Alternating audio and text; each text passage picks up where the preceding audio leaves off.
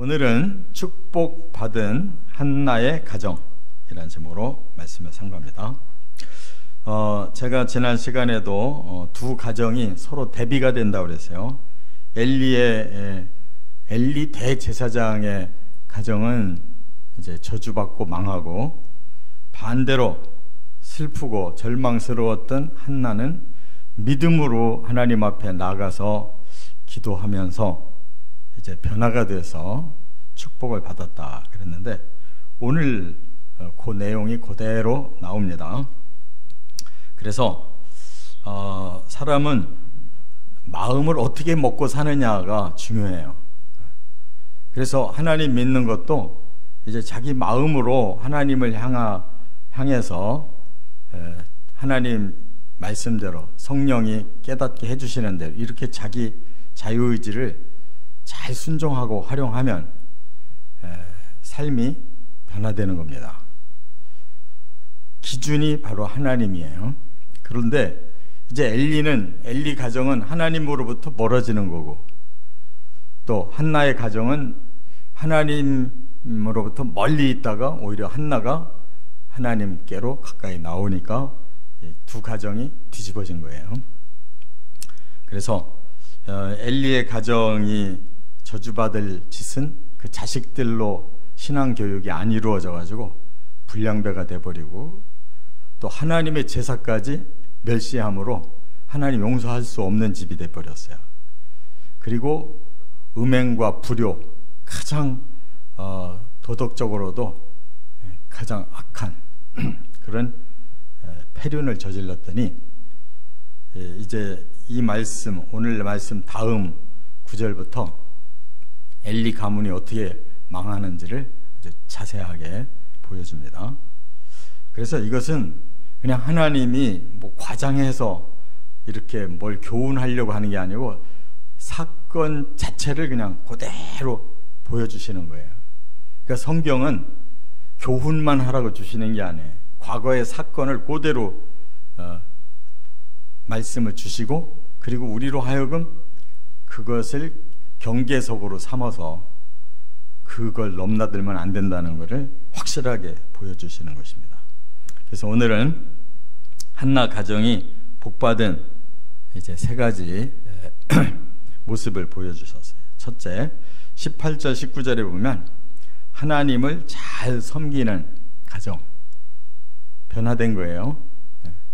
처음 이 한나의 집은 축첩이 있었고 분이나 작은 여자가 몹시도 그렇게 한나를 구박하고 괴롭히고, 뭐 그런 가정이 없잖아요. 완전히 타락했고 또 완전히 아주 지옥 같은 집을 사는 가정이었는데, 한나가 가장 큰 피해자였다가 한나의 마음이 하나님께로 향하면서 이제 한나의 마음이 변화됐잖아요. 그러니까 그 슬픔 중에 아무것도 변한 게 없는데도 하나님의 그 종이 선언하는 것을 그대로 받아들이고 순종했다는 거예요. 여기 18절에 이렇게 이제 말씀했는데, 사무엘은 어렸을 때에 세마포 에봇을 입고 여호와 앞에서 섬겼더라. 한나가 자식을 받아서 이제 젖을 뗀 후에 바로 실로 성소로 이 자녀를 바쳤어요. 그래서 사무엘은 아주 어려서부터 세마포 에봇을 입었대요. 그 말은 뭐냐? 이제 제사장들이 이제 에봇을 입게 돼 있는데 그냥 아무나 입는 게 아니에요. 에봇은 대제사장이 입는 거예요. 그래서 사무엘과 대제사장에 입는 에봇이 다른 게 있어요. 대제사장은 이 머리부터 이 발끝까지 정말 하나님이 대리자로서 세우신 사람이라는 것을 증명하도록 그렇게 머리에도 두건을 여호와께 성결, 하나님 보장해 주신 성결한 사람으로 1년에 한 차례씩 지성소에 여호와의 그 속죄소에서 하나님을 만날 만큼 그렇게 완벽한 복장을 하나님 주셨어요.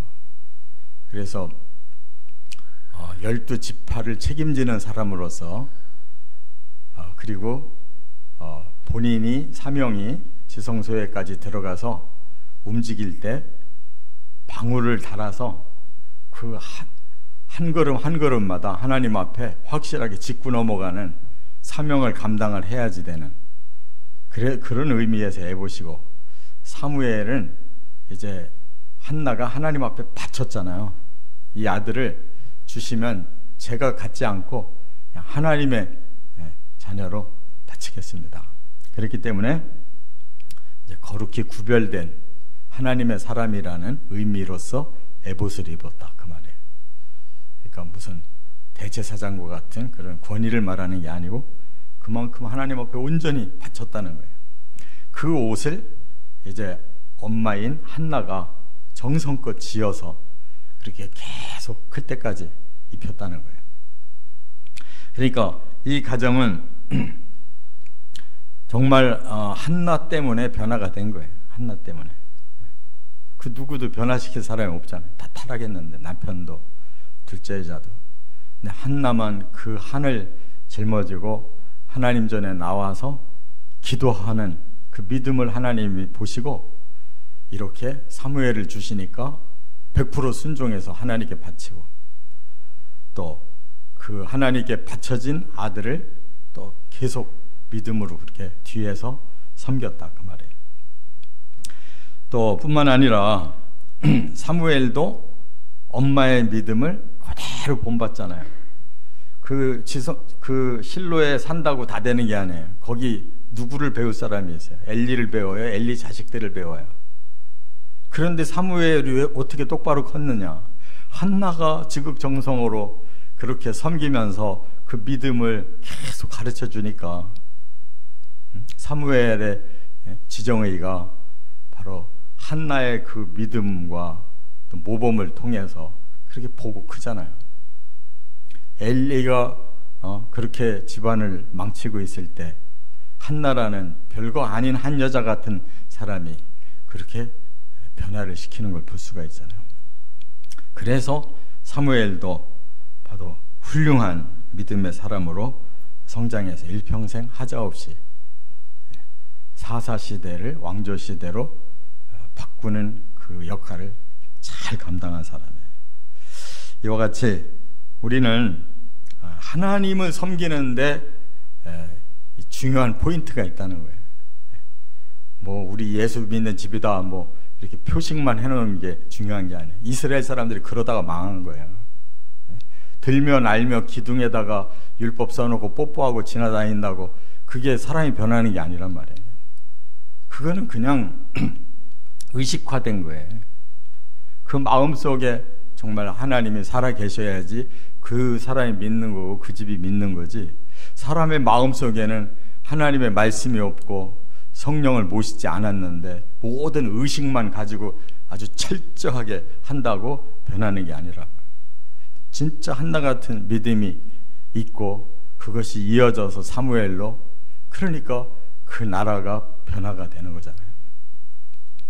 이처럼 우리도 참 헌신, 지극정성, 누구에게? 하나님께 쏟으시기 바랍니다. 두 번째, 20절에 보면 제사장이 복을 빌어주는 가정이었다 그랬어요. 처음에 한나가 슬피 울면서 기도할 때도 술 취한 줄 알고 혼내려다가 하나님을 향해 내 마음, 심정을 지금 쏟고 있습니다 그랬더니 기도가 이루어지길 바란다라고 축복해 줬잖아요. 엘리의 진심인지 뭔지는 모르지만 일단 대제사장으로서 하나님이 주신 권위를 가지고 복을 준 거예요. 복을 빈 거예요. 엘리라는 그 사람이 뭐 무슨 복을 줄 만한 그런 능력도 없고 또 그럴 만한 그런 자격도 없는 사람이신데 어찌 엘리가 그 한나를 축복할 때 그대로 이루어지고, 오늘도 그 부부를 불러놓고 축복을 해줬거든요. 근데 정말 그 집이 전부 복을 받았어요. 그 첫 번째 증거가 삼남 이녀가 더 생겼다는 거예요. 애기 못 낳는데 사무엘을 낳고 바치니까 그 뒤에 삼남 이녀가 더 태어났어요. 그래서 아주 다복한 가정 되고, 분인난은 더 이상 여기에 내용에 밝혀지질 않잖아요. 그렇게 정식 그 남편과 또 한나만이 지금 그 가정의 주도권을 잡고 이렇게 대제사장이 축복을 해줬는데, 그대로 삼남 이녀의 자손이 더 생겼고, 이와 같이 하나님은 지금 엘리 대제사장의 그 믿음이나 그 행실을 넘어서서 그 시대에 하나님의 대리자로서 세운 그 대제사장의 권위로서 전한 말씀이 그대로 응하게 하셨다는 거예요. 이게 어디에서 그런 말씀을 주셨냐? 민수기 6장에서 그 말씀 주신 거예요. 아론과 그 자식들을 불러놓고 너희가 나와 백성들 사이에 중보자로 내가 세운다. 너희가 할 일은 뭐냐? 일단 백성들을 축복하라. 그게 민수기 6장의 말씀이에요. 그래서 민수기 6장 23절에 너희는 이스라엘 자손을 위하여 이렇게 축복하라 하고, 첫째가 여호와는 내게 복을 주시고, 두 번째가 너를 지키시고, 세 번째가 여호와의 얼굴을 내게 비춰서 은혜를 베푸시고, 네 번째가 내게로 향하여 드사 평강을 주시기를 원한다. 이렇게 네 가지 복을 빌으라고 그랬다.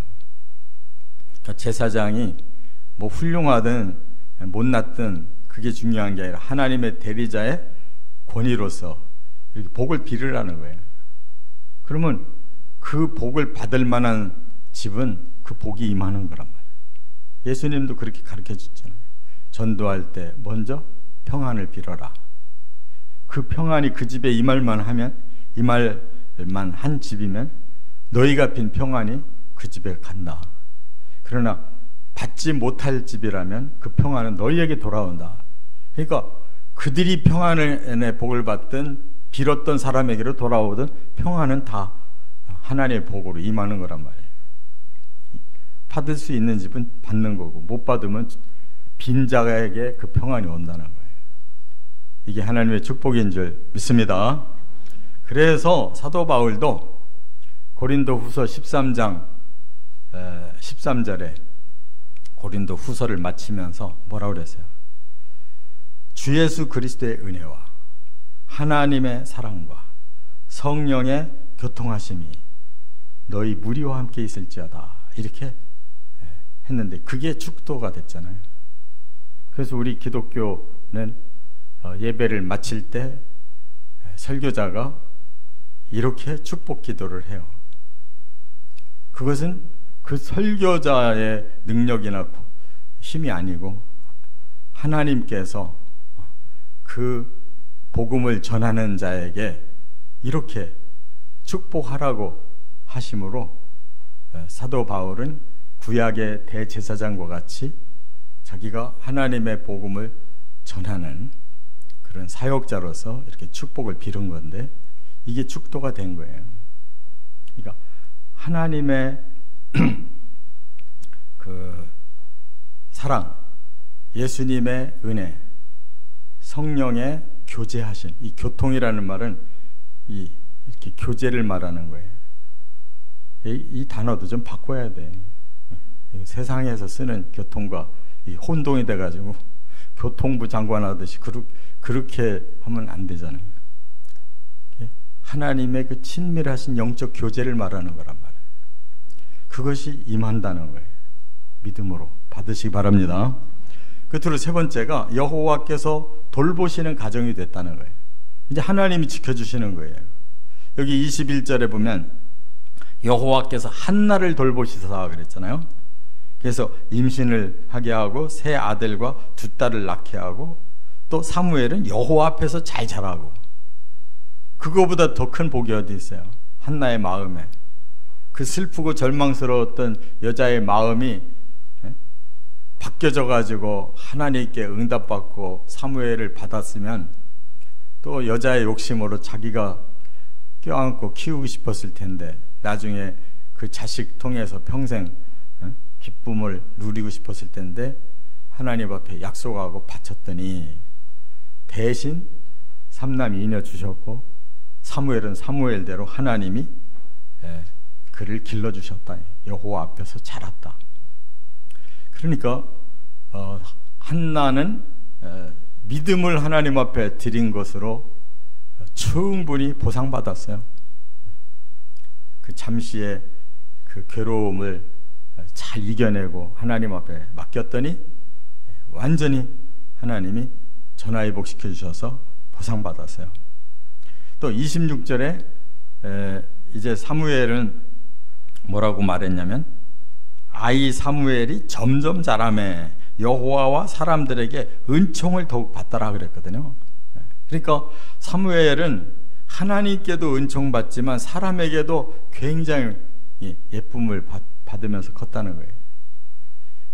이런 구절이 또 한 번 나와요. 바로 누가복음에 예수님이 자라는 과정을 40절과 52절 두 번이나 이렇게 말을 했다고요. 누가복음 2장 40절에 보면 이 사무엘처럼 아기가 자라며 강하여지고 지혜가 충만하여 하나님의 은혜가 그 위에 있더라. 그 예수님의 성장하는 모습에. 근데 52절로 가면 또 한 번 얘기해요. 뭐라고? 예수는 지혜와 키가 자라가며 하나님과 사람에게 더욱 사랑스러워 가시더라. 그러니까 사람은 키가 자라야 육이 건강해야 돼. 지혜, 마음이 건강해야 되고, 또 하나는 사람에게도 인정을 받아야 되고 하나님께도 인정받아야 돼요. 이 네 가지 요소가 골고루 길러져야 가장 올바른 성장이 될 수가 있어요. 그렇게 사무엘이나 지금 예수님이나 그런 하나님의 축복 속에서 성장했다는 거예요. 그러니까 이제 우리는 결론적으로 축복도 저주도 다 자기 할 탓이에요. 자기 마음에 뭐를 추구하느냐에 따라서 복도 받고 저주도 받는 거예요. 그러니까 하나님은 우리 지정의를 아주 중요하게 여기셔요. 거기에 영성만 잘 열려서 하나님의 영을 받고 그 영이 깨우쳐 주시는 대로 우리 지정의를 순종하면 되는 거예요. 할렐루야. 뭐 저나 여러분들은 이제 더 이상 자식을 못 낳고 끊어졌겠지만은 우리가 그렇게 계속 우리 자손들에게 그렇게 축복을 하면서 그 방향으로 계속 중보기도 하고 교육을 해야 될 거 아니에요. 입 뒀다가 어디 쓰려고 그렇게 입을 꼭 다물고 아무 말도 안 하냐고. 자식한테 꼭 해줘야 될 말을 해야 될 거 아니에요. 그게 우리 사명이고 그게 우리 복음을 전하는 자의 태도지. 자식 체면이나 좋은 관계 그냥 가지려고 그래 하고 적당하게 좋은 말만 해줬다가 자식이 제대로 크냐고. 제일 중요한 거는 이 영적인 것을 넣어줘야 되는데 단호하게 줄 거는 줘야 되는 거예요. 믿으십니까? 네. 그거 할 탓이라. 엘리처럼 입 다물고 뒤늦게 너희들 그래서 되겠어? 이게 무슨 교육이냐고. 그런 말 못할 사람은 어디 있어요? 대제사장쯤 되면은 그 사명이 얼마나 중하고 그 대대로 내려가는 그 자손의 그 미래가 얼마나 중요한데. 그러니까 자식들한테 뭐 우리가 뭐 인기 얻어서 뭐 할 거야, 대우받기만 해서 뭐 할 거냐고. 우리가 줄 거나 제대로 하나님 앞에 가야지. 꼭 깨달으시기를 주의 이름으로 축원합니다.